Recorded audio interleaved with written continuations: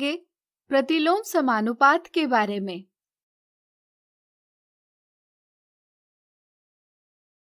पिछले वीडियो में हमने उस स्थिति के बारे में चर्चा की जब दो राशियां एक साथ इस प्रकार बढ़ती या घटती है कि उनके संगत मानों का अनुपात अचर यानी कांस्टेंट रहता है। हम कहते हैं कि तब दो राशियां सीधे समानुपात यानी डायरेक्ट प्रोपोर्शन में होती है। अब आइए इसकी विपरीत स्थिति देखें। यहाँ एक बड़ी सी टंकी है। एक नल से इसे भरने के लिए 12 घंटे का समय लगता है। क्या आप बता सकते हैं यदि हम 2 नल लगाएंगे तो अब टंकी भरने में समय इससे अधिक लगेगा या कम? सोचिए। बिल्कुल सही। 2 नल लगाने से टंकी जल्दी भरेगी यानी समय कम लगेगा। चूंकि यहाँ नलों की संख्या 2 गुना हुई है इसलिए समय आधा हो जाएगा यानी कि 2 नल टंकी को 12 विभाजित 2 बराबर 6 घंटे में भरेंगे।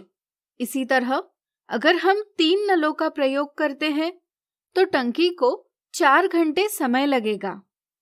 इस तरह से हम निम्नलिखित सारणी बना सकते हैं।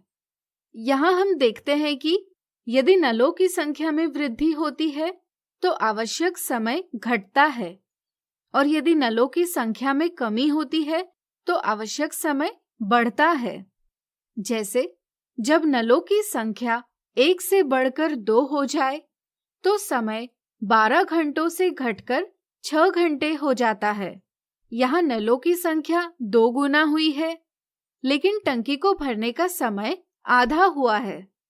इस तरह हम देखते हैं कि पहली और दूसरी स्थिति के संदर्भ में नलों की संख्या का अनुपात और टंकी को भरने के लिए आवश्यक समय का अनुपात एक दूसरे के प्रतिलोम यानी इनवर्स है।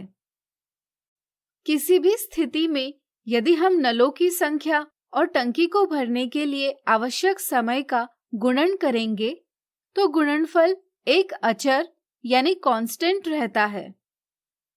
यदि हम नलों की संख्या को x से निरूपित करें और आवश्यक समय को y से, तो x में वृद्धि होने पर y में कमी होती है। इसी तरह x में कमी होने पर y में वृद्धि होती है, लेकिन xy हमेशा एक अचर रहता है। ऐसी स्थिति में हम कहते हैं कि x y के साथ प्रतिलोम रूप से विचरण करता है, जिसे हम इस प्रकार दर्शाते हैं। इस तरह से यदि दो राशियों x और y के लिए xy बराबर k हो, जहाँ k एक अचर हो और x y के साथ प्रतिलोम रूप से विचरण करता हो, तो हम कहते हैं कि x और y प्रतिलोम समानुपात में विचरित है।